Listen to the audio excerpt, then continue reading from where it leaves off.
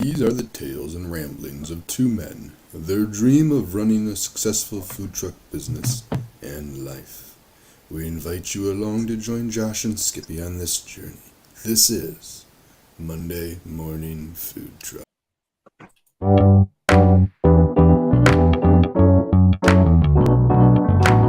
Powered by Riverside.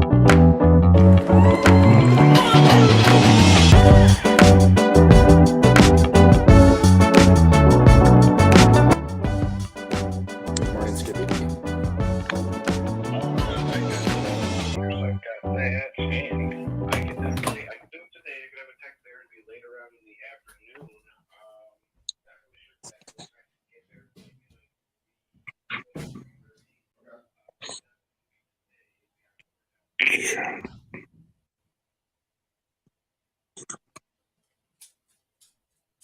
Hello? Oh.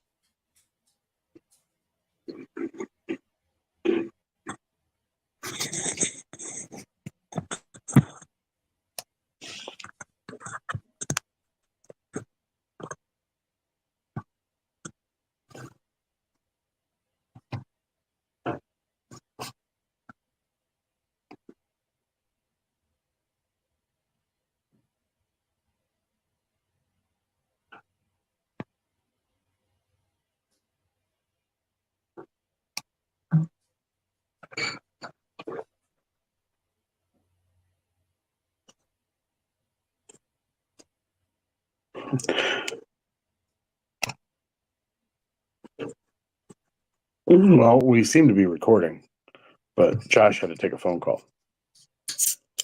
Josh had an eventful Sunday.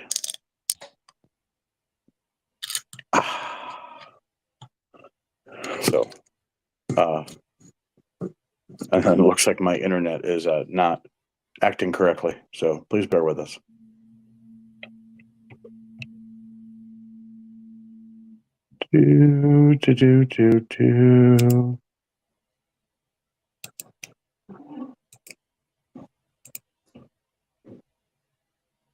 Anybody have any good things happen to them this weekend? Went to a food truck rally where there was three other barbecue trucks. That wasn't good. But it is March. And Josh did open. So I can't wait to see how that went.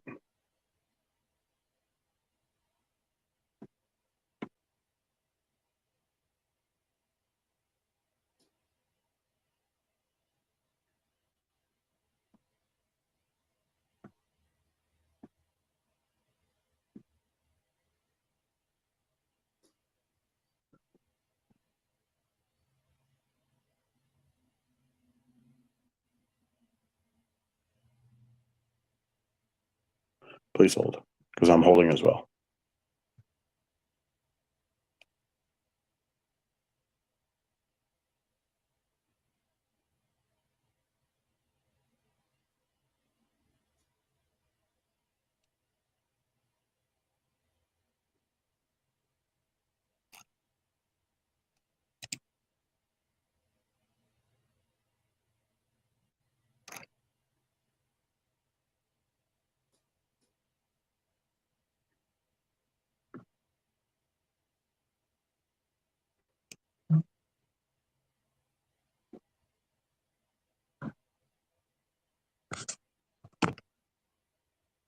Oh, good morning, Pam, if you're listening.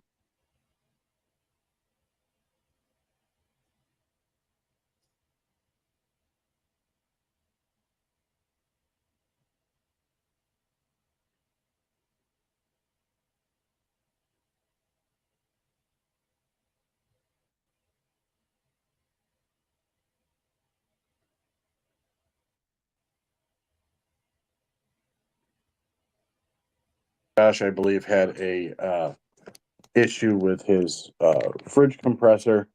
So we'll talk about what we did kind of this week, and then we'll let Josh just come in whenever he decides to work. Joking, Josh. So this weekend, or actually this week, was kind of our official grand opening for 2024. We've done a couple of events, but this was the first roadside event on Wednesday at our farm and home location in Brooklyn. Definitely a good location for us. People did come out. It was kind of a slower day, but I kind of expected that. It was probably mid 30s.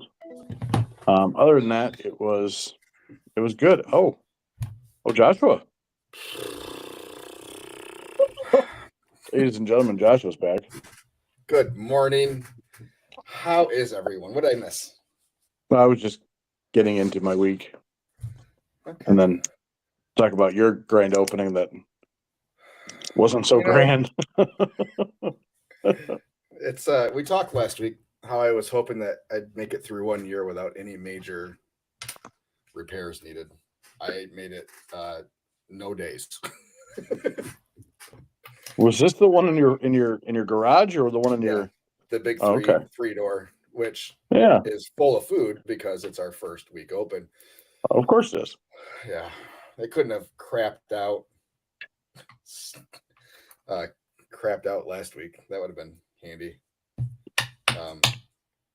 Did I Nope. miss something? I got a Bubba is on, says amateur hour. Maybe that's just me being late. So yeah, I was on the phone with a refrigerator repair company. Yeah. So I have through all of my troubleshooting yesterday morning, a bad controller, so pretty much a bad thermostat in the refrigerator. So of all things, this should be the cheapest of condensers and compressors, and so Let's hope so. The condenser I can actually unplug inside the refrigerator and plug it into an extension cord, and it'll run just fine and blow cold air in. The only problem is it doesn't turn off, so it'll get that refrigerator down to 10 degrees. But You might as well freeze everything. at least it'll stay good. Yeah. So they said they didn't have anybody available until Wednesday unless I wanted to pay for overtime. So I'm paying for overtime because it's supposed to be 60s the next couple of days. So Yeah, it is. Yeah, it is. That refrigerator's it's in my garage. So if it was going to be in the 40s, I'd get the temp down in the fridge in the morning and then shut everything off and just let it hold temp for the day, which is what I did last night. I had it down to like 20 degrees last night, turned it off, and it was still at 30 this morning. So, yeah. Well, good. At least it holds its temp good. Yep. So I might get another call from him. He's calling True to make sure they have the right parts in stock because they send a whole bunch of retrofit stuff that's supposed to work on a lot of units, but he wants to make sure before he sends somebody out, which is nice. So I don't have to pay for 2 trips and extra labor. And extra overtime. Yeah. So everybody, it pays to have an understanding at least of how your stuff works. So you can troubleshoot a little bit before you call service people because it can save you. So probably saved at least a half hour of labor by going through as much troubleshooting as I could. So I actually had an emergency ticket in yesterday because I was in full panic mode and talked to the tech over the phone, and we kind of just said, let's hold off and wait. Because he also said that they weren't super busy. So I should be able to get in the same day. But apparently they are because everybody's booked unless I want to pay for overtime. Anywho. Everybody loves their overtime. Everybody loves the overtime. Yeah. Are you done with your week, or no? I was just Bubba said amateur hour because I was just kind of sitting here because I didn't know what to do. So so that's why he may have mentioned amateur hour. So it's true. Yeah. I am the glue that holds this program together. Let's not go. We're going too far here, bud. So yeah, so we started our roadside grand opening was Wednesday. I had people just stop by to see the trailer. They're like, "Oh, we'll come to the coffee shop on Friday, but yeah, I just want to see the trailer." I'm like, okay, thanks. So that's cool though. That's a good thing. Yeah. I gotta get some People that graphics are on it though. excited for you and interested in what you're doing. That's always a good thing. Yeah. Thursday at Callahan's. So our buddy who we've had on the podcast, Big JT, also had on Thursday his grand opening with his food truck. He set up at a neighborhood park, and he calls me up and he says, "Hey, you know, I want to get your take on something." I said, "Well, what was that?" He's like, "Well, we just had our grand opening and we sold out." I'm like, "That's awesome. Why do you need my take on that?" He's like, "Well, is like $1,500 for lunch like good?" I'm like, "Yeah." So as he's saying he did $1,500 for lunch, I closed Thursday down with $189 in sales.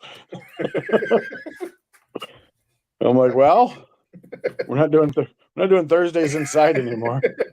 Uh, but JT, congratulations. He also did Friday, and went well too.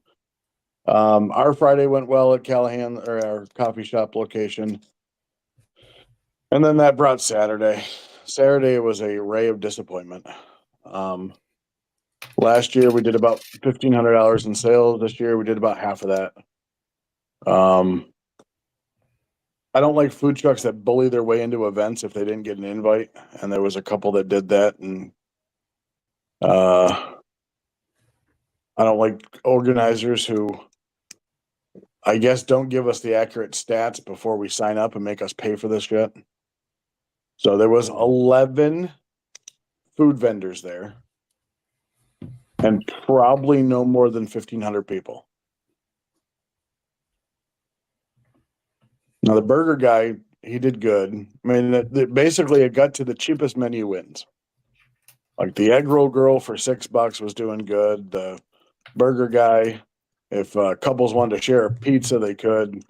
But the 3 barbecue trucks that were there, one guy told me he did 15 to 1,600, and I called him a liar. There ain't no fucking way he did that much.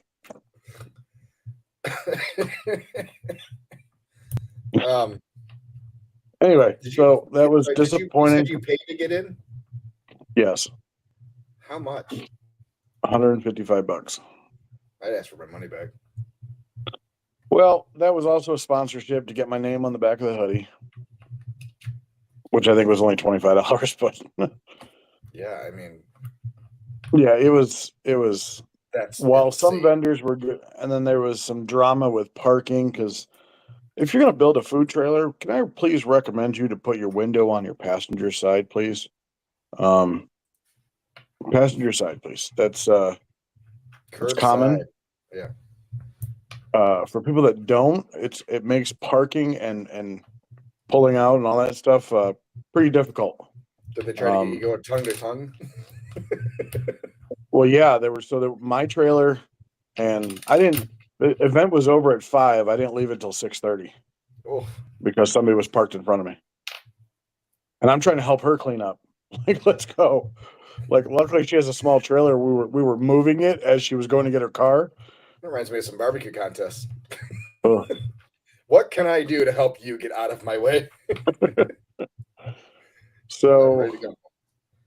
Yeah, so Sunday I took a nap, and we're back at it this week. Before we move on to me, I want to. Bernie had a couple comments. One pretty early. He said he had a takeout night at his commissary kitchen restaurant on Friday. We do them every 2 weeks. Awesome. All pre-order. Said it went really well, and then also said, "What was the picture you posted where the 3 barbecue trucks were all parked in a row side by side? Why did you let them put all the barbecue trucks together?"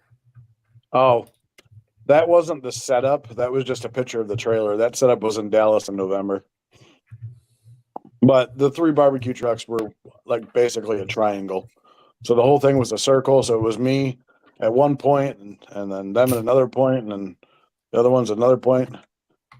But the one guy the one guy who told me he did really, really good is the guy who bullied his way in there. He's like, "I didn't get an invite." And then I show up the next morning. I'm like, "Oh, you're here. You must have either paid some extra money to be here, or what." But That's not. I don't like that. Anyway, stop yawning. I can't help it. All this work stuff is, man. For the birds, crazy. isn't it? I'm ready for November. Ugh. Some time off. Oof.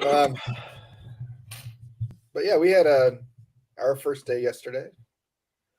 Outside of the fridge incidences, a minor cut on my finger while I was washing a knife, and the printer that has been plugged in right behind me in our POS system all winter that worked fine did not work when we put it on the truck, so we went without tickets yesterday, Ooh. which made things extra fun. Why didn't it work? No idea. Something happened with the cable.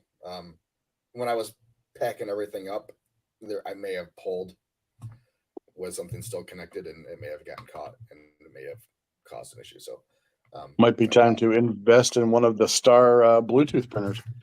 Yeah, I'll get there as soon as I have money to be able to buy one. Yeah, I'm with you. But yeah, for now it'll be a new cable and see if that gets us where we need to be. So hopefully it does. But yeah, it was cold. Yeah, it was windy. It was cold. We weren't really sure what to expect there. It was chilly. Yeah, the brewery. We knew going in that Sundays were their slowest day of the week. But they're packed every day of the week. So it being a slower day is relative. So we weren't really sure. We kind of cooked middle of the road, knowing that we'd probably get some regulars that were just excited to have us back out. And we did. It was probably about half and half for our people that we saw. For some people said that was closer than Nuevo, and they're usually a Nuevo spot. So we'll probably see them there, which is nice to be able to get some regular customers, hopefully, out in that location. But yeah, we did at 1,100 from. That's good. Really, from 4 to 7. I don't think we saw a person after 7 o'clock. But yeah, they had their patio open and stuff, but it was, not great. Let's sit out at sunset and let's go have a beer. So do you see the potential? Do you see the potential? Yeah, it's a really cool place. Their outdoor area is so big, and it's all well lit, and they do cornhole, and they have fire pits and stuff out there. It's all very well done, and they have food trucks 6 every day they're open, so people are used to having food there. So yeah, I think it'll be good. We're doing 4 to 8 again next week. I think the weather's supposed to be about the same as it was this week, so a little bit warmer. But yeah, we have another drop. We warm up all week, and then we have a drop off for the weekend, which is unfortunate because we have a big festival on Saturday. Yeah, but as long as it's not raining or snowing like crazy, the weather, it'll be fine. People will be bundled up, and yeah, our Irish festival, the largest Irish festival in Michigan or something like that. Oh, cool. At least that's how they promote it. I doubt it actually is. Are you doing any Irish food? No. And we're actually going super, super small menu. Well, not super small, but only pork. Mm-hmm. So pork sandwiches and loaded macks. So no dorachos, no beans. Yeah. But we need 200, I'm figuring 240 pounds of cooked pork for the day. 32 pans of mac, or 32 half pans of mac. Yeah. We're projecting about $8,000 for the day. That'd be a good way to start off the day. And the week. Yeah. So, and we have all our historically busiest locations on the schedule this week. So yeah, we should get off to a hot start this week. Hopefully. Good. Weather over here is Thursday and Friday rain, Saturday, Sunday mid to high 40s. Yeah, we've been showing 2 days of rain, Thursday, Friday. Now it's just one, but it's like a 90% chance all day on Thursday now. Yeah. like a total of like a half an inch though. So it's not like it's going to be a downpour all day. It'll be annoying rain. Yeah, it'll be that spit. That's what I call it, just spit. Yeah. So luckily we have, I mean, our Midwest Energy lunch that day, and those guys will come out if it's a freaking hurricane, especially the first time of the year. And then yeah, we have a good dinner spot that I can't think off the top of my head where that is, but yeah. New QR code. So we had a QR code right on our menu banner this year for the first time. And I think we had our most single day scans on it. 10 new Facebook follows while we were at the brewery. That's cool. So yeah, I think that's working. Unfortunately, the menu isn't the same on our website. Apparently, I have not finished updating that part yet, but no online ordering through it, but they were at least able to take a picture real quick as they were walking into the brewery and then have an idea of what they wanted to order when they came out. So that worked pretty well. Banana pudding was the biggest hit out of the 3 new menu items we have. We had someone buy one and then grabbed 4 more to go after they ate the one. Oh, And this is a person that we expect to see later this week. So I'm so surprised that he got 4 more for the road. well, hopefully you'll be able to see them because they won't be so bloated with banana pudding. Yeah, so we went through about a third of what I made. So might be making more banana pudding this week, which is good.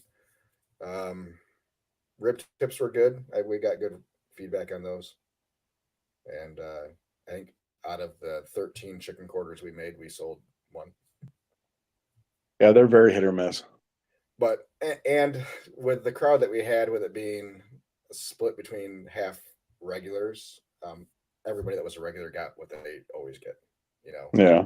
No one's veering from their regular order in the first week, which is why we don't do specials the first week. Yeah. Because they usually don't move because everybody's getting loaded backs and dirachos and their favorite thing. So yeah, we'll see how they go. And luckily, I mean, chicken quarters are still cheap. I mean, they're less than $1 a piece. So yep.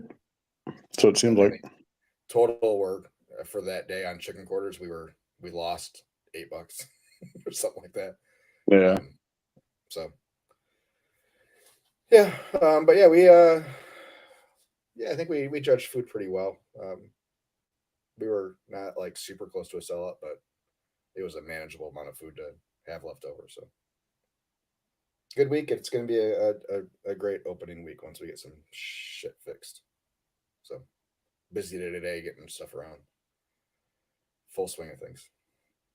So yeah. Oh, we had a new person start, Rick. Oh yes, he did okay. Amid all the chaos of all the opening day, stuff not in the right spot and printer not working. And so not only was he learning how to ring things up, but then had to be able to remember those orders to be able to tell me. So I find it difficult. So my one helper has been helping me for the last 4 or 5 months. Mm-hmm. I call her 10-second Tom because she seems to have the 10-second Tom memory. Like, how do you not know? Like, if I ring up an order and I make it, I know who I'm giving it to.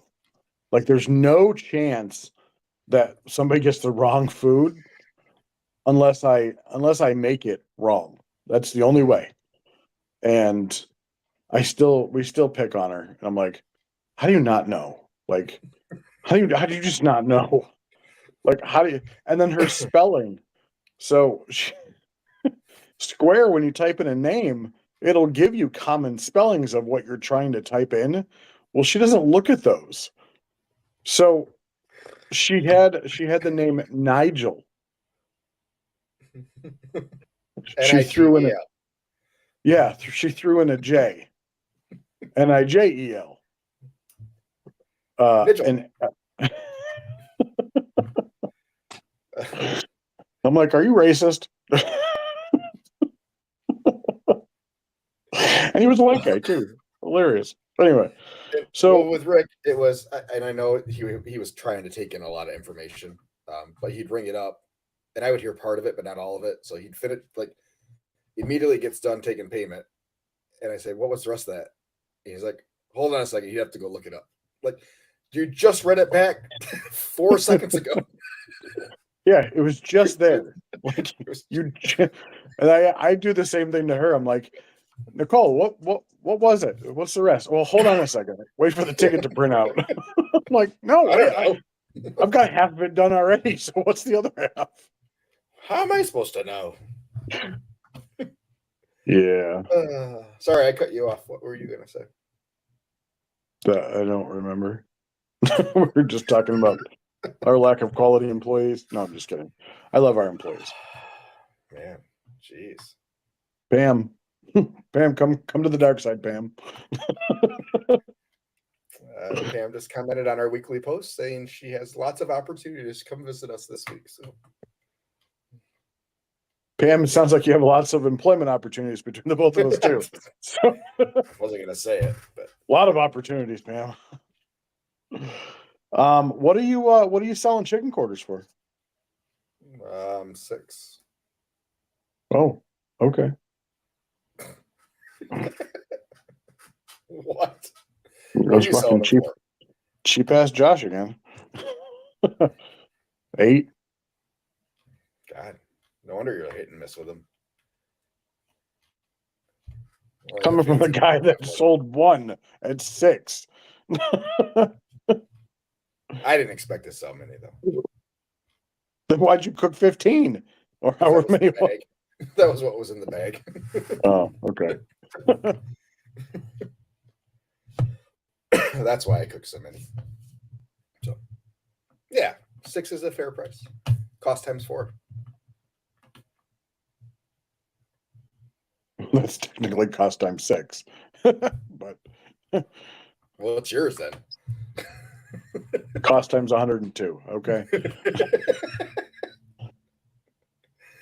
You're like Nike Anyway. paying a sweatshop to make your shoes and then selling them for $15,000 or 15,000% more than it took to.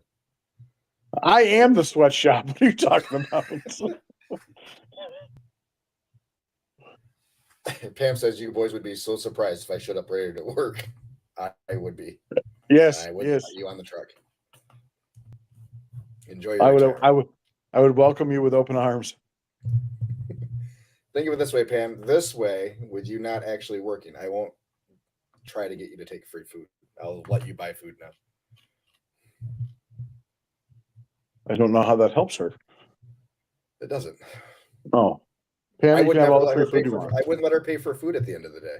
Like if we had like a pan of mac and cheese left over, she would try to pay me for it. It'd be a nonstop fight. Just tell her you'll take it out of her hourly. That doesn't cover it. No, it doesn't. I used to work at the local hospital, and they allowed you to take your hospital food out of your paycheck, and I'm like, I gotta stop doing that. Lunches were expensive. So what are we talking about today? Oh, we had some comments and questions. Yeah, there was some junk out there, that's for sure. Some junk, huh? Where was it? Where was I looking? Are you getting there? Or no? I'm working on it. Please hold. All right, you look at that one. I think we have some topics that came to me too. I've got 1,700 Facebook things that I do. All right, hold on.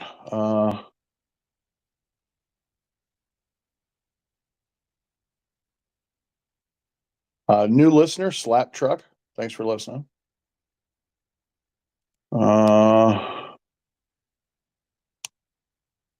Isaac referred Slap Truck. I saw that you were commenting with him. So, and I haven't listened to the most recent cast, blah, blah, blah. All right. So, being that it's the beginning of the season, we should actually probably talk about this to see if, because I think you and I are maybe different on this again. Maybe you've come around or I've come around. I can't remember. It's been a while since we've talked about it. Minimums. Mhm.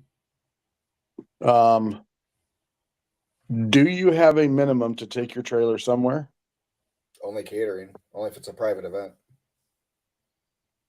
So organizer calls you for a block party and says, "Hey, we're going to have 700 people here," knowing that they probably don't have more than 100.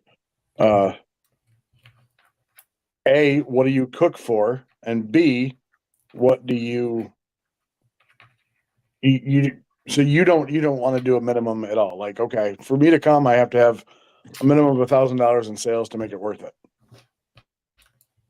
Nope, I do not. Okay, My option is saying no. correct. That's my choice. If I think it's a shady deal or something that's not going to be worthwhile, then I don't go.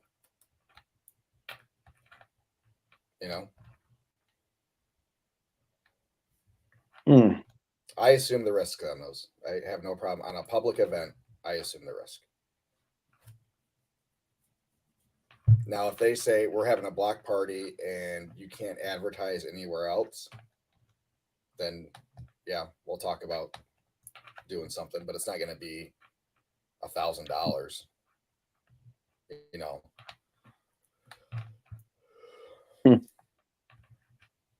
But I've never had anybody that said, "Yep, we're going to have 700 people here." Yeah, I usually people will give me like a house count.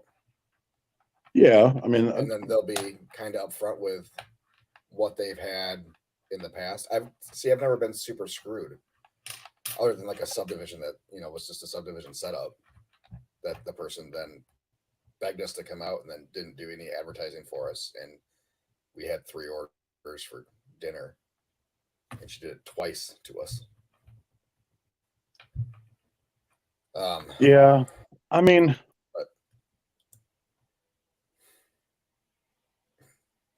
I'm on the fence on minimums. There's some events that I'll do it if I think that it could be sketchy. I mean, I have to appreciate that they're reaching out to us to begin with, but for me to pull the truck somewhere, there has to be a minimum. Like, it has to be like if they're telling me that there's going to be enough people there, do you just trust them? You just hope for the best. I mean, if you're open, I do the same math that I do for any other event. Let's say they have, let's say they say 700 people. Okay. Yep, we usually have like 700 people for this event, and you're the only truck. Okay. If it's a neighborhood event, for sure not everybody's eating. So I'm going to treat it just like a regular subdivision setup for the most part. I'm going to cook enough food for it to be worthwhile for us, but I'm not going to have enough food for 700 people. But then they get angry unless they have historical information, like every year they come do this, or every year they do this, and it's a huge thing. And we've had other food trucks out, and they've all been a huge success. And I'll reach out to other food trucks. We got a pretty good group. I'm going to say the upper tier of food trucks that are all pretty comfortable sharing information with each other. So, yeah, I have no problem saying no to a person because I don't think it's going to be worthwhile. How many times do you lose out on an event because they don't have it in their budget to guarantee you the money? Like I can't guarantee you $1,000. There's so many factors that go into a bad setup or even roadside. I mean, what if this block party and it rains like cats and dogs? You expect the homeowner to pony up $1,000?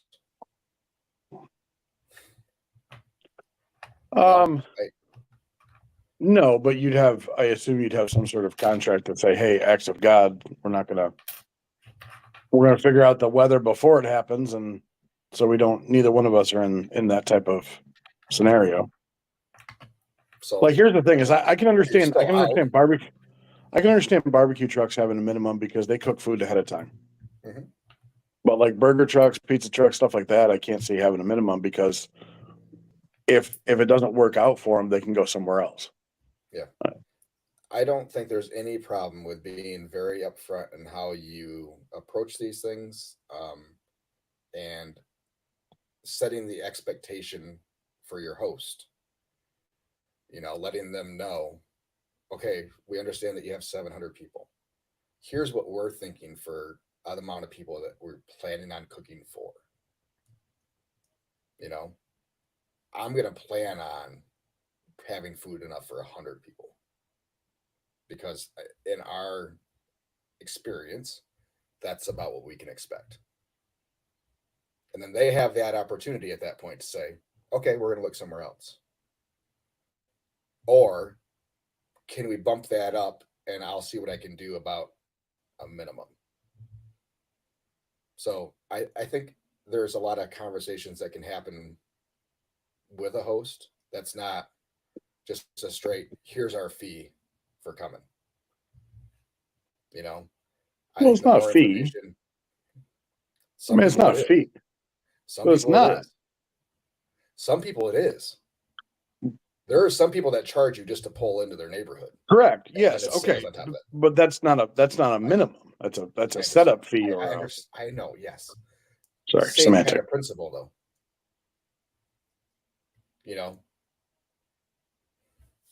The setup fee is what's covering your cost to be there. Yeah. Okay. Generally, it covers your food for the day and your travel or whatever. Everything else then is clear. Correct. So it's the same kind of idea. But yeah, I think if having genuine conversations with some people, a lot of that can be worked on, and yeah, set the expectation of what you're willing to cook for your risk. Yeah. Okay. So, and we have a couple this year that is those same kind of things. Luckily, we haven't really been burned on much of them, on many of them. So, but yeah, any business, we didn't do it one time last year, and that kind of burned us. But yeah, for if they want us to serve for just their employees and we can't advertise anywhere else, like we're blocked off behind a fence. Yeah, I mean that's a private event. I mean that's yeah. But the block parties are a lot of the time the same way. Yeah. Please don't advertise to anybody. We want to make sure you have enough food for our people. Okay. True. Well, let's talk about that. Yep. I mean, are they doing a Facebook event where how good is your person? Like, are they doing a Facebook event with some sort of survey on what kind of food you guys want? Are you likely to eat? The more information they can get you, the better. And yeah, if there's historical. So what if it's put on by the HOA?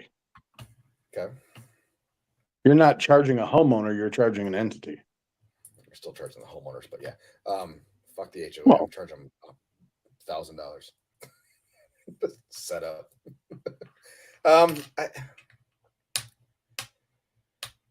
Yeah, anything that's a public event, I assume the risk.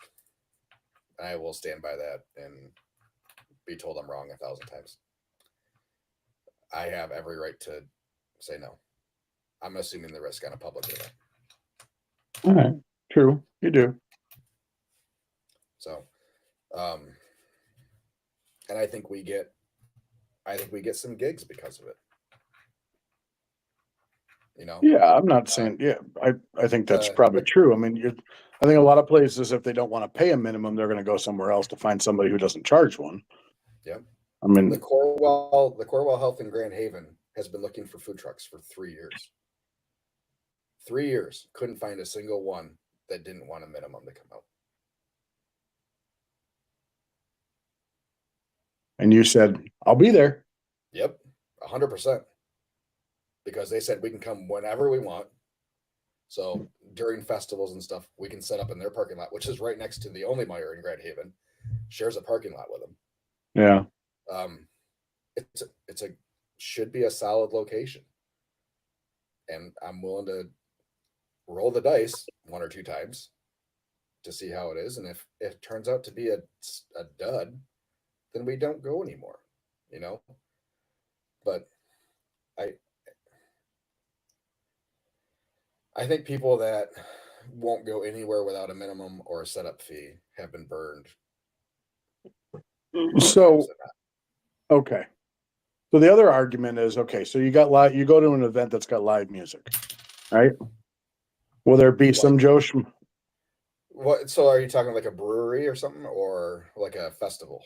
Could look. Well, we could talk about a brewery. You could talk about the coffee shop that I go to. We can talk about whatever you want. That's what kind of business I was talking about, like your small business that has like a mom and pop little band kind of thing. Yep. Why is it okay for them to pay, or for the organizer to pay for live music, but not pay for a food truck?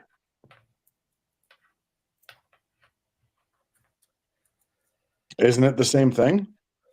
No, because the patrons of the establishment aren't paying the band when they show up. No, the owner is. Yeah. The patrons are paying you for your services, they don't pay the bands for their services. So think of it, if you're you look at it from the other side of the spectrum, you're the small business owner. Yeah, you have to pay to book bands. I mean, that's how they make their money, you know. When people come to ask you for your service, you provide them a service, food, in exchange for money. Business owners are providing you a conduit to get that money, to be able to provide your services. True. So you're not providing a service to the business owner. I think that's where people think, how people think about it. I just hear that. I hear that a lot. Yep. And so, yeah, in my opinion, you are not providing the business owner a service. You're providing their customers with a service.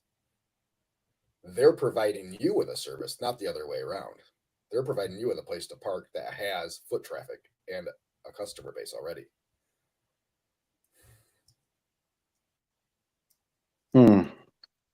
Okay. Yeah. I mean, I get it. That makes sense. I think it's all paying for services that are provided, and you are providing the business owner 0 services. 0. Well, if our regulars are coming to their establishment, wouldn't that count as a service for them? So, like, if my regulars come to the coffee shop and actually purchase coffee along with food, or whatever, isn't that helping them out just as much as it's helping me out? Absolutely. And that is your payment for setting up there. They're providing you a spot, and you're providing them with also potential customers. Mutually beneficial setup. I think both sides have gotten so far away from being symbiotic relationships that everybody's trying to make money off of everybody else, and you're so far away from what the purpose is. The business owner is trying to provide something else for their customers that will help their customers stay there longer, ideally, and maybe bring in some new clientele. You're getting out of it new clientele, an audience that's already there, and potential new clientele. It works for both parties, and I don't think anybody needs to exchange hands either way. Okay. I hope that all makes sense. We had a comment in the chat on Riverside FM from Justin. He says, we do private event booking. It's based on a guest count. They pay the fee. We prepare that amount of food menu with no prices. If it's a public setup, we don't charge a minimum. And that's kind of where I'm at too.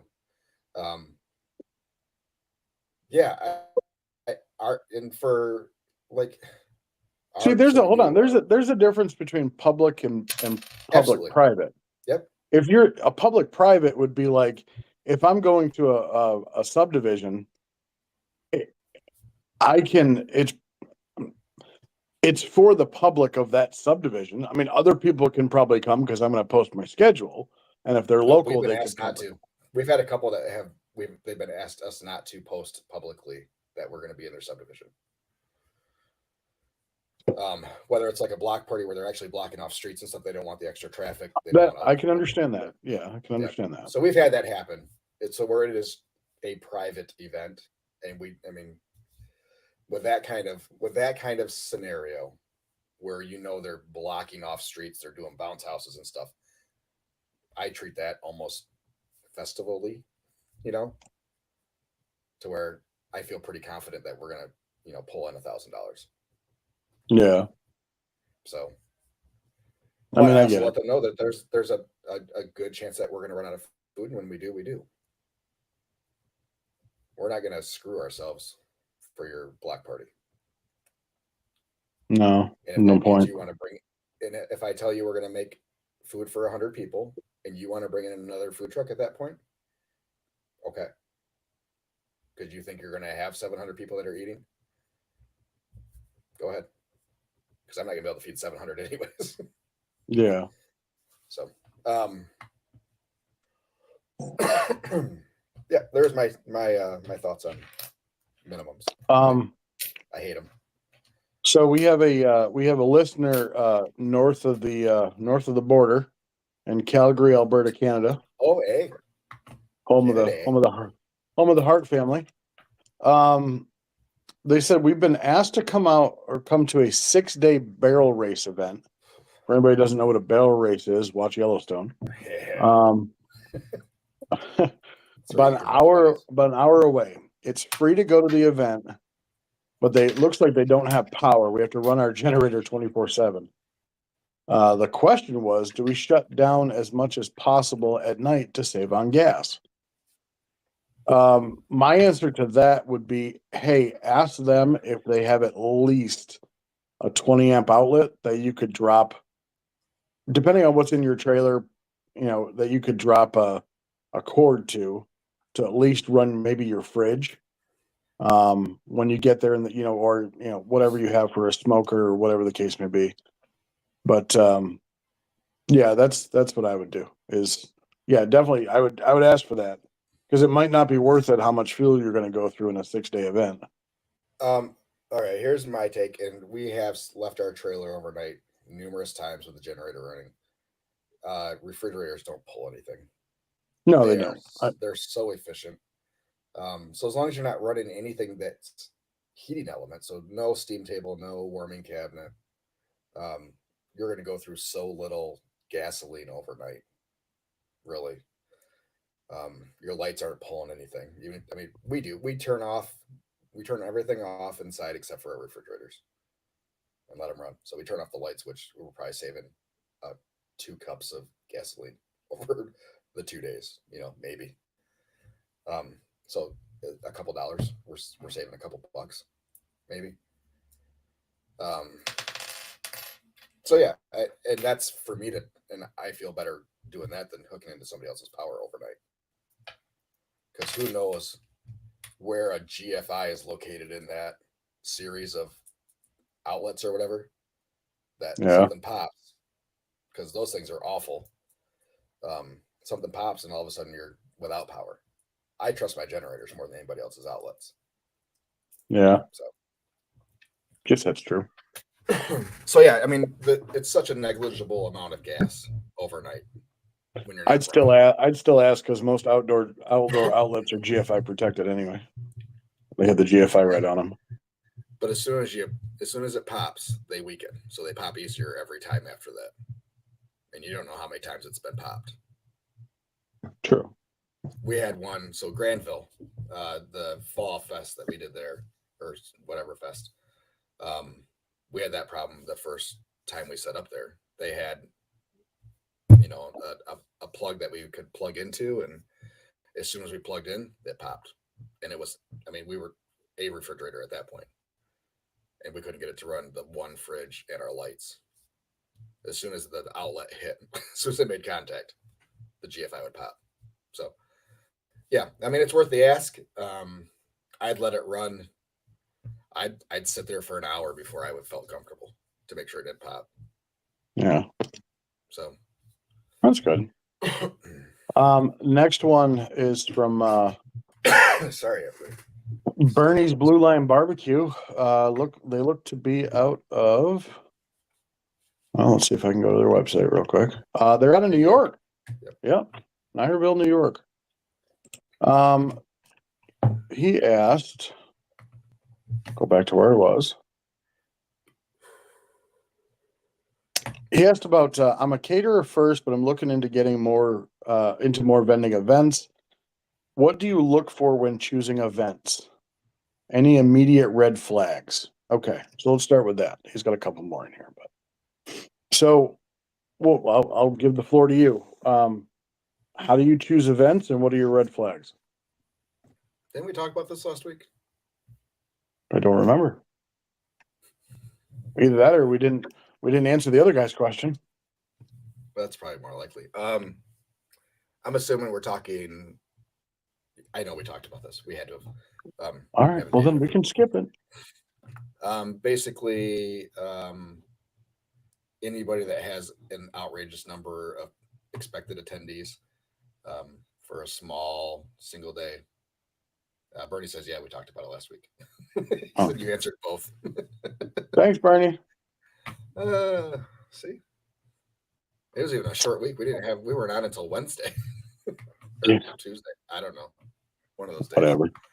All right. Well, then we already talked about it. So the latest scam that I have received is that if you comment on somebody asking for a food truck, I don't know how they do it, but if you leave your email address, or somehow they'll go to your website, obviously. Okay, they'll go to your Facebook page, which has your email address, and they're emailing you to say, "Hey, thanks for." It's a basic email. It's like, "Thanks for your." Oh, actually, let me pull it up now. Okay, this is from Stella because I responded to something. Greetings. Hoping this email meets and finds you in good spirit. Ooh.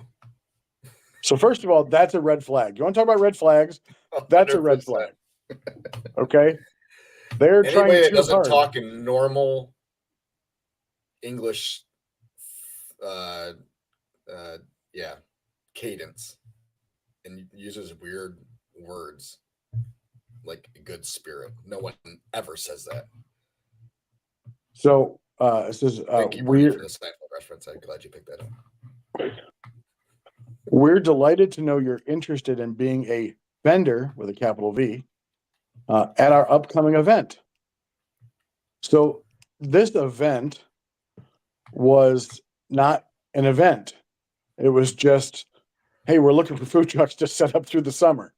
Okay. So, because they always copy the screenshot of like where it is, the one attachment. Anyway, but they always ask for, there is a fee that must be paid to secure your spot. Fee, lowercase, $100 per day. Please note, space is limited. So they get you to feel like not supply and demand, urgency, but sense of urgency. Yep. Like you have to do this. The last one is, this form is subject to change at any time depending on the needs, rules, and changes with this event. No punctuation whatsoever. Send me your business logo for publicity, space, comma, space. Kindly acknowledge this email with the utmost dispatch and respond to this at your earliest convenience. The fuck is utmost dispatch? Dispatch. Anyway, so don't fall for those. Those are good. Those are bad ones. And they'll come with a subject line, vendor's application form. I got one that says no subject. Another one that just says vending events, but they're all the same. Like I'm a barbecue truck. Michigan Asian Food Culture Fair.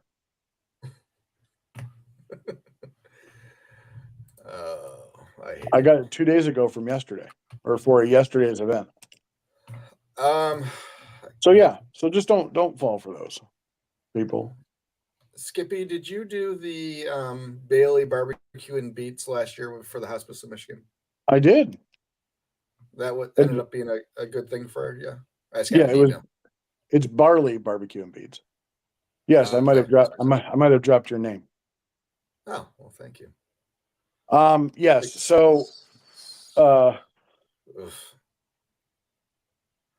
Not off the truck. So this yes. is inside the boss place. No, you. Oh, it's inside. Inside the boss place. Oh yeah. Well, mine was at like a wedding barn. Yeah, this is inside. So so they provide us an 8-foot table to be able to serve. All right. I would still ask them because I served off my truck and I was the only one to do it. I don't think we'll be able to pull in. I'm just saying. I'm just saying. Yeah. You never know.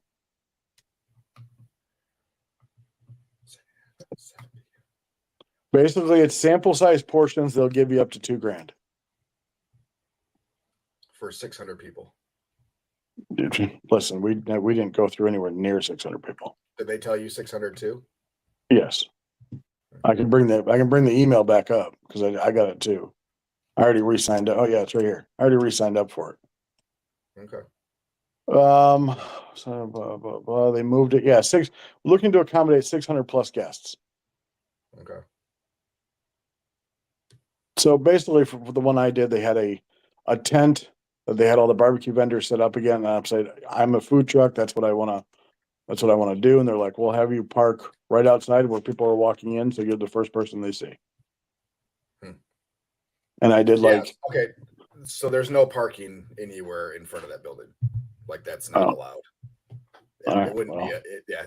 So I would actually have to pull into DeVos Place, which there's room. That's where they do the car show and the boat show and the RV shows and everything. But I don't think that would probably fly. Whatever.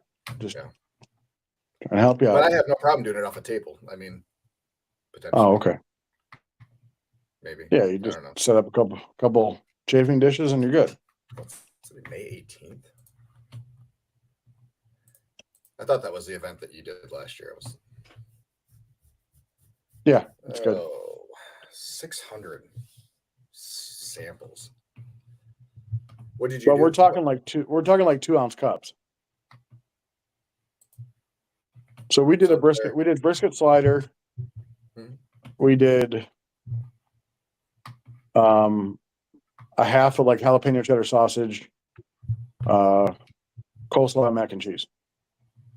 Then that was a plate, or they picked between the slider and they just pick whatever they want. Okay. They have tokens. Yeah. They just drop their tokens in there. So is it like a token per item type of thing? Yes. Token per item. Gotcha. And then we did roll out a dessert. So your banana pudding would be good for dessert because nobody out there had desserts. And we did strawberry shortcake. Well, here's the thing for this is that you got to maximize your $2,000. Oh, absolutely.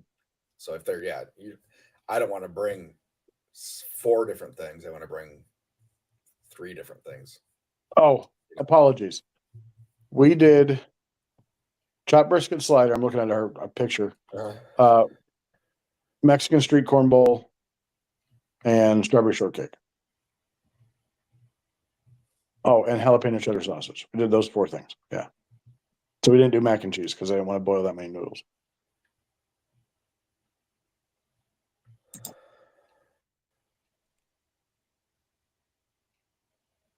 So anyway, but it was a good time. Met a lot of people. Got a few events out of it, like a couple caterings for this year out of it. And these are all people that have money. To be honest with you. Do you have a stock truck or vehicle you wish to park on site? Yes, my food trailer. That's what I said. I would, if you want to do. There is some There is some interesting wording in the DeVos Place thing. Will you be using a generator or your own or in-house power at DeVos Place? I can't imagine they would want any sort of Unless they have a really, power. unless they have a really good ventilation system. Well, they do. I mean, but God, yeah. But the acoustics would suck. That's what I'm saying. I mean,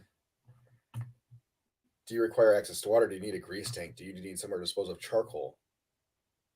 Is this Yeah, DeVos this is or is all this very DeVos Place, it says. So that's the big, giant convention center. Yeah.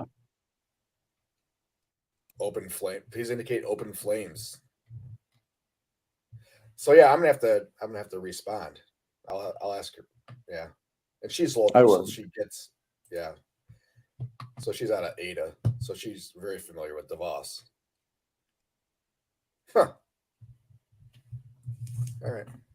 Interesting. Yeah. Interesting. Anyway, I'm super intrigued now by all the things. right. At least you're intrigued. Yeah. Um. Sorry. No, you're good. All right. So yeah. So scams, don't fall for them. If anybody asks you to pay money, like anybody that has a vendor fee, typically will get a bunch of applications, choose who they will, and then invoice them. They never ask you to pay up front. Never ask And you to pay up front. generally not through Venmo Or PayPal Generally. or Yeah. whatever. Yeah. Yeah, so we had a couple weeks ago, right? We had oh, did you go on a podcast, I heard? Did you do that? Yeah. Okay. Do you want Yeah. I'm talking a little about that? Not really. Okay then. Kevin, next. with Sober Eats, who we had on our show, is working on starting a podcast called Between Two Trucks. I take on Between Two Ferns. And I was supposed to be his first guest. We recorded, and then he could not access said recording through a lot of help with Riverside. It was lost. Not help. They lost. Riverside Hold on. Through the help of Riverside, it was lost. Riverside did not help them lose it. Okay. They helped. They were trying to support wise. Turns out that he was not running the proper version of any of the software.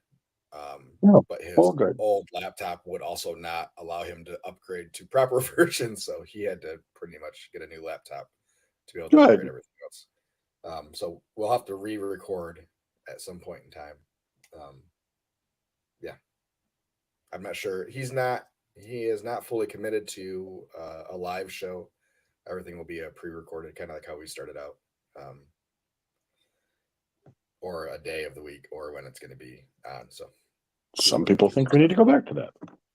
Not recorded or not live. I don't know how many times we started talking without hitting the recording button to begin with. Oh God, it was awful. This is much better. This is all working so much better. Knock on wood. Ah, shit. Why'd you knock? Way to go. It was me, dog. It was me. Please hold. Yeah, huh? Come on. I would like to note that my dogs have been not made a peep yet. Rufus, it was me.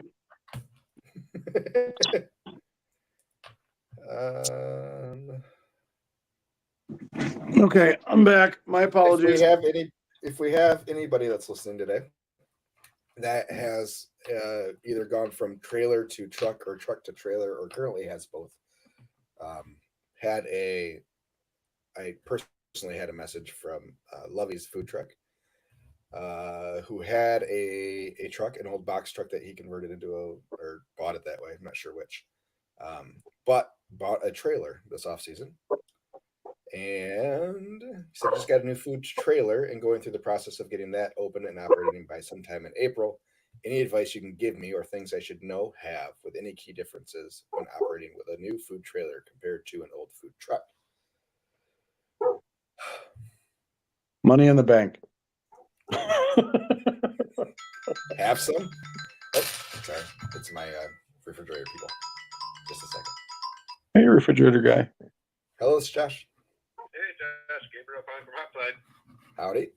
Hey, I wanted to reach out to you real quick as I finally just got off the phone with True. Looking at your temp control. Right now, the temperature control is $260.30 plus shipping and tax. But I can get that coming and more than likely have that here tomorrow morning. Okay.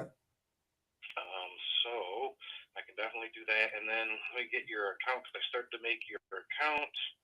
And I know that we are going to shoot for tomorrow. So two things that we need on our end to finish the account will be email address where the invoice or the actual receipt would like to go, and then you're looking for it'll be looking for a credit card number to actually pay for the actual service because we're paperless. So I love it how it's they don't really give us any other option other than credit card, and then that way then it immediately sends you the invoice after the credit card is ran, and then that way then it keeps it in an offline vault, so that way then nobody takes it in case you call for reoccurring payments and all that other good stuff. Okay. So let me. Do you work for food? I got a great page. All right, so Josh has to be off for a little bit to give his credit card number to this fine gentleman who called and asked for it. So if anybody wants Josh's credit card number, call 867-5309. He'll answer and give it to you over the phone. So from there, all right, so we were talking about food truck versus food trailer versus food truck, whatever. Depending on the business, I mean, are you starting, if you're starting a whole new, I mean, it's going to be a new layout, things like that. Just make sure that your truck that you're pulling it is big enough. I did see a Toyota Corolla yesterday pulling a food trailer, so anything's possible. Yeah, as far as you shouldn't have, the things with food trucks is they can break down. They have an engine inside. They can, if that engine breaks, you ain't moving. Food trailer is kind of the same thing, but it's the tow vehicle.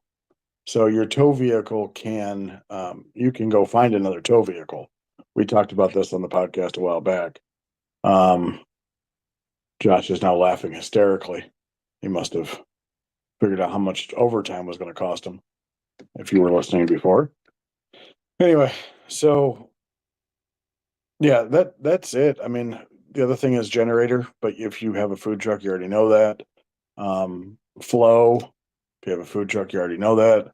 If it's a different concept, you might need different equipment. If you have a barbecue trailer versus a burger truck, it could be different. If anybody's really good at lip reading, by the way, you can probably get Josh's credit card number. Anyway, other than that, I think that's it. I mean, just build it like I had it built to my specifications where I wanted stuff to go. Admittedly, I did copy it from Josh's. Josh, you back? Oh, Josh, not back yet. He just put his headphones on. I just wanted to let him know that I missed the last digit of his credit card number. From there, so just I copied mine from Josh's. He had a steam table, prep table, and window all on one. So the flow was one to the next. And I think that's most important is your flow. If you're a burger truck, a lot of people have their cooking apparatuses on the opposite side, so you're not bumping into people. Yeah, flow is a big deal. Flow and tow vehicle. Weight, weight's a big deal as far as making sure, like, are you putting in the equipment or are they putting in the equipment? The manufacturer, I should say. If you're putting it in, you got to worry about what equipment is over your wheel wells. On a porch trailer like we had, you put a lot of stuff in the back end of that porch, you need to move your axles back, or you might need bigger axles if it's a really heavy trailer. I'm rambling, so I would say check your axles, check the weight, check the equipment, check your tow vehicle. Those are all good things to check versus a food trailer versus a food truck. Food truck would be fun though. If anybody's watching, Josh is just laughing hysterically. I'm not. Now he's shaking his head. My goodness. Overtime's going to cost a lot, folks.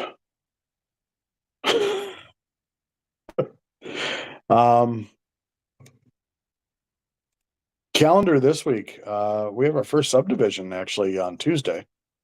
So that's good. Josh was saying that he has a festival on Saturday, and is he back? I'm back. Oh, hey. By the way, I was reading your lips. I missed the last digit of that credit card number. What's that? Yeah, that's why I moved the phone. Well, you sucked at it. So what was the last digit again? A 7. Okay, good. So Yeah, we were talking about a food trailer. The 4 things is the weight of the trailer, the equipment that you're going to put in, the tow vehicle, and your axles. That's what I said. JT would like a walkthrough of your new trailer, by the way. I have to do a video. Yes, I will do a video. Skippy's not very good at videos. I admittedly suck at videos. Thank you. Thank you.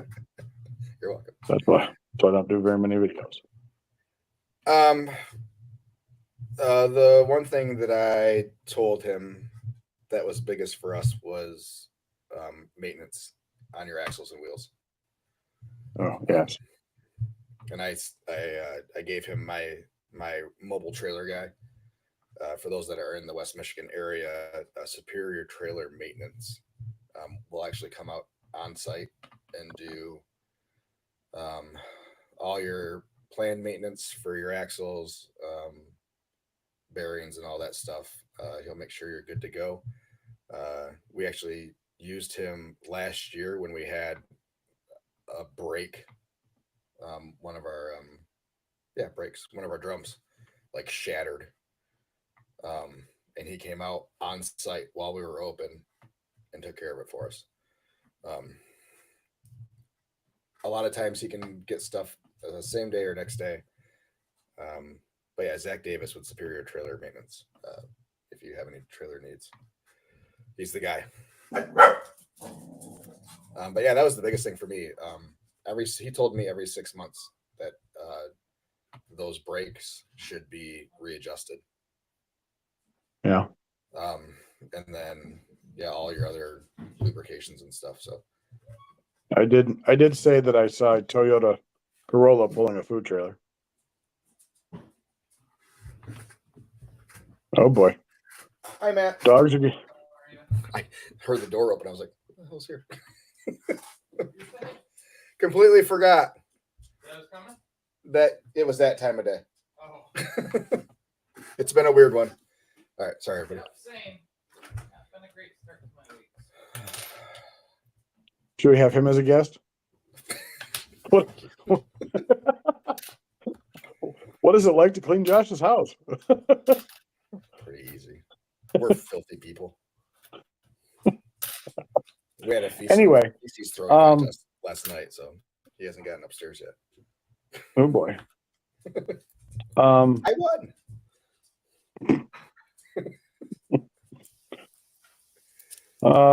What else we got? We got 15 minutes to do. The biannual feces fling. Sorry. Dude. Nope. So yeah, I don't know if everybody heard on the conversation, but yeah, $260 for the part with shipping and tax. So that was just the part. He's hoping it's here tomorrow. The estimated delivery was Thursday, he said, but he said it says overnight or next day is available, and they may beat the cutoff. So, so sometime between tomorrow and Thursday. That does not include any of the labor. Mm. So yeah, we'll see. But they have my card on file now, so that's good. So far, I've only paid for the part, so I think. Can you input the part? I'm sure I could figure it out, but I'd rather not. He also said that, so when I was giving him the model number and everything, or the serial number, it wasn't coming up in True's website. Apparently, it's so old that it's it's now out of their system, but they still carry all the repair parts for it. So Yeah. I mean, yeah, it's that fridge will probably get added now to a more extensive PM program. So just to try to get it as much life out of it as I can. We got it for, I think, $2,000 is what we paid for it 2 years ago. So not horrible. No, and it's really done a great job. If it ever dies, I'm going to be hurting. I'm going to have to probably pony up to buy a new one because I've gotten so used to it. It's been so handy for us. So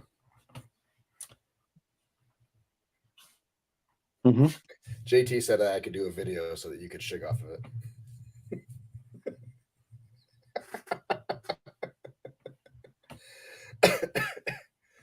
Justin, any online ordering updates? I am in a holding pattern right now. I want to reach out to Square and see if there is a way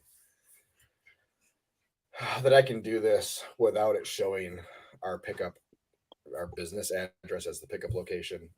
There's a couple different ways that I've figured out in my head to do it, and I don't like any of them. One of those would be to create a different business location for each one of our spots, and then just going in the morning and changing that to what is available for online ordering, which seems like a pain in the ass. And then that also gets into the reporting thing where numbers aren't going to report right. I have to pull sales numbers for each location individually to figure out what our total sales were. Hold on, but in the long run, couldn't that actually help you to determine your spots and like? Yeah, I actually thought about that too. I was like, well, that'd be kind of nice information to have. But if there is, I can't find anywhere in Square where it lets me pull sales for all locations. I can do all devices or a single device, but I can't find where it lets me do all locations. So you're telling me if I do all devices, it won't pull from all locations? Only devices for that one location. So if I go into my sales report, I have to. So we had Chris's house as a pickup location, as a location. So those sales that people selected his house don't show up in my sales. I have to go to that location to pull in the sales. You're going to Square right now, aren't you? You don't believe me? No, it's not that I don't believe you. Isn't there 2 spots for location? Can't you just type you'd have to change your location every day, which is the downside. But you can put a message, here's our pickup location. So you're in your checkout screen, it'll say pick up from wherever. It'll say Hudsonville. Because they have to select it. It's right there at the top. You can't bypass it. And you can't take the address out. You can add a note into the receipt. Okay. Justin said he uses food truck POS. It's all built in.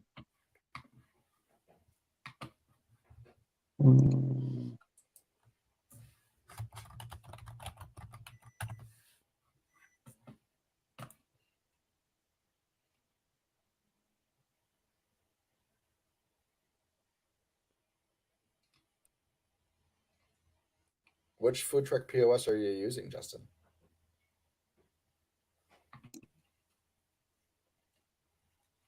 We're getting a whole nother conversation about POSs. But definitely not only 9 minutes. So he's using Easy Eats. Which I've heard Easy Eats is really good. I'm a big fan of Square and all the services that I've gotten kind of used to just using. And I'm a creature of habit at this point. Maybe at some point I'll switch. Well, if you use Easy Eats, you have to use another credit card processing system, so Square would work. Yeah. Andrew Dubiel, I'm guessing. Sorry, Andrew. They just keep a logbook to record sales from different locations. They include weather, private or public event, and notes that help influence sales. I've done that too. Yeah, we started doing that last year for a little while, which worked great until the days we forgot. Unfortunately, but yeah, we're doing pretty detailed. We were separating out lunch and dinners and stuff too. Justin says Easy Eats is amazing. Coming from a restaurant background, it has everything you would need. So I will have to check that out. Not usually the one that you hear when everybody's talking about POSs. It's usually Square Toast. Well, yeah. So those are like all in ones. Where Easy Eats, you still have to have another credit card processing. Yeah. It's more of a Easy Eats is more of like I would say a kitchen display system kind of thing. Justin, your rebuttal. Who are you using for your processing? And we lost Skippy. Skippy, what are you doing? Skip word. Fine. Skippy didn't want to talk to us anymore.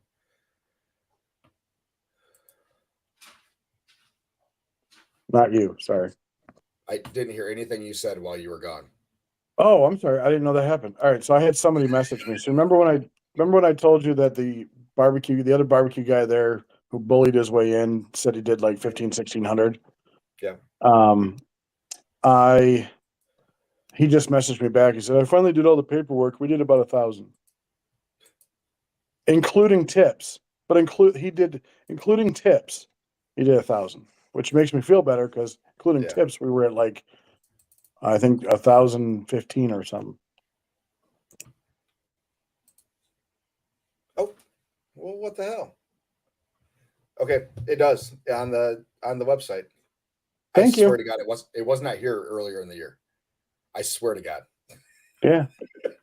Because I was driving myself mad that I couldn't see it in there. Yep. Well, There you go. Well, this number's not right. Oh, that's last year. It's like, wait a minute. That is way too much in sales. Let me see if I make sure this is working the way I think it is. No, that is. What are you doing? Fucking idiot. Fucking Josh. Fucking me. Did you see Square does have delivery? Do you see Square does have delivery now? They have their own delivery service. Oh, good God. So it says increased sales up to 93% with on-demand delivery. Customer places order for delivery. It shows in your POS. Square dispatches a professional courier while you prepare the order. Courier picks it up and courier, delivers it to customer. i.e., Uber Eats, DoorDash, whoever's available. I don't know if that's what it is. I bet you it is. I bet you it's kind of the same thing. They can't have their own drivers. And if they do, how many do they have? Because it can't be. Okay, so it says here it is. It says pricing. With on-demand delivery, you won't have to pay commissions, just a flat fee of $1.50 per order. You can choose to cover that fee, pass the local delivery cost onto your customers, or cover local delivery for orders over a certain amount.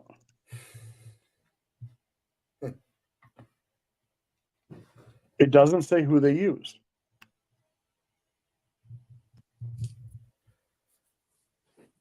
As you set up on-demand, you can adjust the following delivery settings. Delivery fee responsibility, service fee. You can set a minimum order amount and you can add no contact, workflow.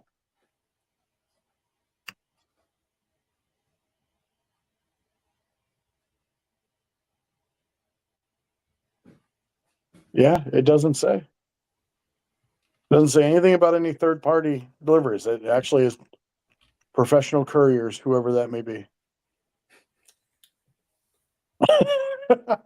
I mean, interesting, but whatever. Justin says it's integrated with Clover and Card. I mean, I guess that's you forgot a letter. Card Point, I think, or Card Poet.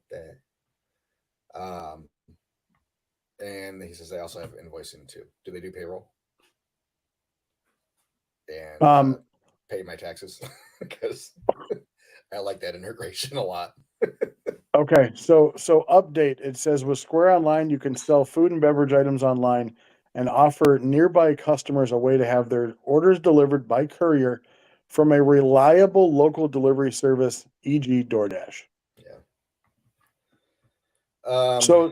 But hold on. But does that mean you have to sign up for DoorDash? I don't think so. So they're contracting through them.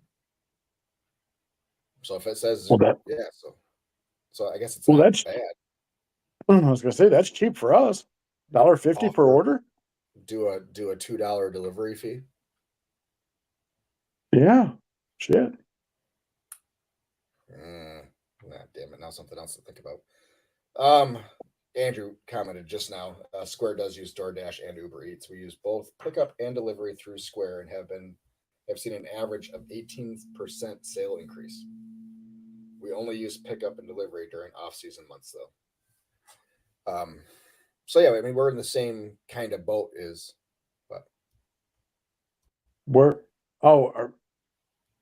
So from a commissary, where would the pickup be? A commissary or something? Ghost kitchen kind of thing? Okay. I mean, I could technically do it out of my trailer all winter. True. Yeah. Okay. You know. Oh my gosh. The comments are flying in all of a sudden. Yep, so he does it from their truck. He said. And then Justin back again with more Easy Eats. Thanks, Justin. Do you work for Easy Eats? If so, we're looking for sponsorship. So he said a popular setup down here is to sell to school staffs during lunch. Using online pre-ordering allows them to pre-order and select a pickup time convenient to them. Fed a middle school staff Friday, $1,000 for 2 hours. So we don't see that a ton up here. Got that we did a couple during the pandemic. A couple charter schools had us out to serve staff for lunch. But I have not seen any of that since. School carnivals and stuff like that are now huge. Everybody's getting food trucks for those. And the one we did last year was great. We're doing it again this year. So, it was a 2.5 hours, I think. We did $1,200 or something like that. So he says I don't work for Easy. It's just myself. They probably pay more. 100%. If we're running food trucks, yes. Easy probably. Yes, that's probably true. That's absolutely true. Better benefits too, probably. How's everybody's 401ks doing? Well, hopefully in November they'll start doing better. Speaking of some digital currency, the new not new, but I guess Shiba, the Shiba coin has been all the rage lately. Could overtake Dogecoin. You mean Doggy Coin? No, Dogecoin. No, it's Doggy Coin. It's Dogecoin. Totally doggy. They're all animal related. So Shiba. Shiba's a dog. Get with it, will you? Shiba Inu. I know. Yeah. So yeah, I went and spent $20 on some Shiba Inu, and I now own 1.6 million Shiba Inus that I bought for $20. We did some fun math because it's been averaging a 2% increase every day for the last month. I was like, well, let's put it into the calculator and see what happens if it continues that for the next 18 months. And I will be a billionaire this time next year. I will not be a billionaire this time next year. Probably. I mean, maybe. It's a fad. Huh? It's a fad. Hey, I just need it to hit a quick spike and I'll get out. I am not a to the moon person. Yeah, I did that with Dogecoin. I bought it when it was 10 cents, went up to 60, and I'm like, ooh, Ooh, this is good. sold it. I'll do one more day. Yeah, back down And that to was 5. the night that Musk was on Saturday Night Live, and we all Yeah. thought, all right, he's going to say something good about it. It's going to hit $1, and then I'm selling. And then he said Why it was couldn't the I? worst thing Why ever. couldn't I have my GameStop moment? There's a couple good movies on that. That was good. There Yeah, is. I would Yes. not have held as long as they did. Oof. I would have been out halfway through. Oof. All right, that's it. That's everything we got, guys. I'm gonna do some more research on this Square delivery thing. Okay. Because if you don't have to sign up for it for the third party places, and you just charge $1.50 delivery fee, I'm wondering how the third party places get paid. Well, keep in mind though, you also have to be able to tell them where you're at to pick up the food to be delivered. So we're in the same position that the whole online ordering. It's the same scenario. Like, how do they know where to come to get it? Completely understand. So that's what I'm doing some research on. All right, everybody. That's the show. Thank you for all the great comments today. It really helped us because Great job. helpful at this. Without you guys, it'd just be a lot of dead air. Like Bubba said. Like Bubba said, amateur hour here. All right, it's been an amateur hour and 33 minutes. So thanks everybody. Next week, 9 o'clock again. Make sure you follow us all on the social places. We appreciate it. Have a good day, everybody. Bye, guys.